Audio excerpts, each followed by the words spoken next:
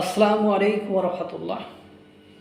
এভাবেই নিজেদের মধ্যে কামড়াকামড়িতেই ধ্বংস হবে তোমরা নিজেরাই। তোমাদের ধ্বংস করার জন্য তৃতীয় কোনো পক্ষ, তৃতীয় কোনো ব্যক্তির দরকার হবে না।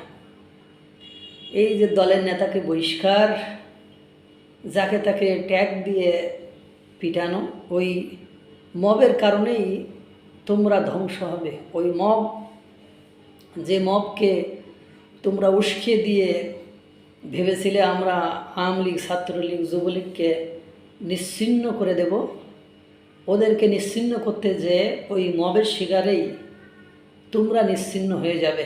তারই কিছু আলামত ইতিমধ্যে জনগণের সামনে উপস্থিত হয়েছে।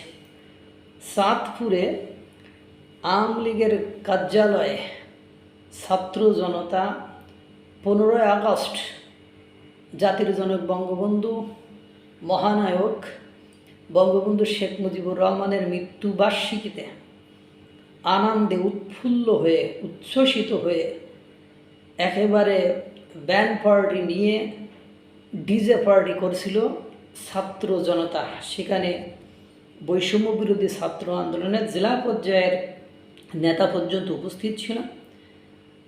যখন গভীর রাত হয়েছে তখন জনগণ ভাবছে মনে হয় ছাত্রলীগ আওয়ামী লীগ ফিরে এসেছে। এই ভেবেই তারা সেখানে আক্রমণ করেছে এবং অতর্কিতভাবে হামলা করে তাদেরকে মাথা ফাটিয়ে দিয়েছে। একাধিকজনকে মাথা ফাটিয়ে দিয়েছে। পাশাপাশি তাদের ডিজে গান করার যে যন্ত্রপাতি, উপকরণাদি ছিল সেগুলো ভেঙে দিয়েছে এবং তারা আস্ফালন, কান্নাকাটি করেছে। এই যে শুরু হয়েছে না ট্যাগ দেওয়া, এই ট্যাগের রাজনীতি আপনারা অনেক জায়গায় অনেক ক্ষেত্রে দেখেছেন। কিছুদিন আগেও দেখেছেন ধানমন্ডি 32 নম্বরে ভাইরাল সিদ্দিক বলেছিল 1টা করে যদি বাড়ি মারা হয় তা 10টা করে নেকি পাওয়া যাবে। তাকে কিভাবে নেকির ডাবল করে ফেরত দিল, কি প্যাদানিটা না দিল, দেখেছেন না? আজকে আহতদের পরিবার বিচারের দাবিতে শাহবাগে আন্দোলন করেছিল। এতদিন পুলিশের উপর মব সৃষ্টি করেছে।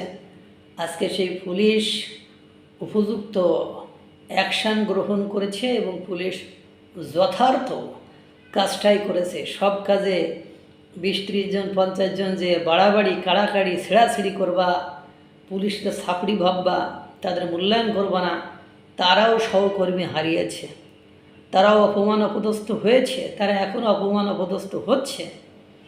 এই যে ধ্বংস অনিবার্য নিজেদের মধ্যে শুরু হয়ে গিয়েছে।